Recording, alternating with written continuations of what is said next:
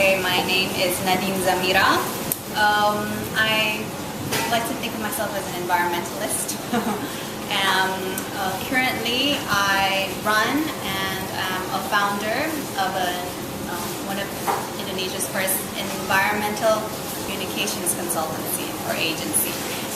It's called Leaf Plus, and our main pillars are environmental education, CSR, and PR and cause marketing. But all of this is, of course, taken in the communications angle. So to put more simply, think about an advertising agency, but what we're advertising or what we're PRing for is for the environmental protection.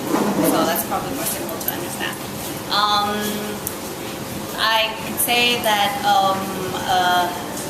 this is a big part of me. It's being an environmentalist, and this passion for the environment is my identity. And even in my leisure time, I'm always involved in community projects or helping various NGOs, also volunteering my time. Otherwise, I'd probably be traveling. I always choose natural locations because I guess that's also a way for me to recharge and remind myself of my mission, because it does get tiring because it's challenging, and an environmentalist's job is never done. So that's it. That's me. Okay, this is a question from Sheryl Sandberg. Sheryl Sandberg writes in her book Lean In, what would you do if you're not afraid? This is actually a very hard question. What would I do if I was not afraid? I think I would try, because I've always, environmentalism and this passion for the environment has been something that I've grown with even as a child, and this is what I know. But I do wish I can venture out into other fields. I want to go into IT. I want to learn about it, because that seems that this is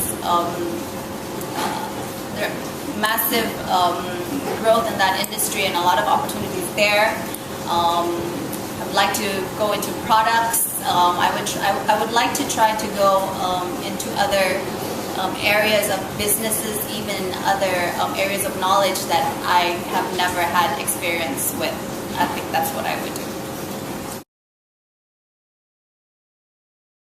Enough for all. I guess because I'm an environmentalist, I come from an angle of resources, I would say. Like, I guess a lot of the issues that we deal nowadays is limited resources, and we're trying to grow or achieve growth, and it seems like as if the world is infinite, while everything we have is finite. Like every resource we have is finite. So how do we how can everyone have enough for themselves in terms of resources, in terms of air and water and food, while at the same time maintaining this balance with the environment? I think that's always the dilemma of and the reality of the modern world, is how to balance economic growth and at the same time environmental protection. So, and that's also a lot. That's what I'm dealing with a lot as well in my projects. And I think that will continue to be a main issue as humans develop.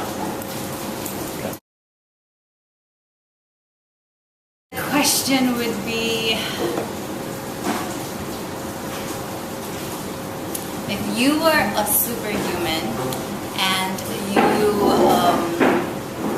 could represent a virtue, what would that be?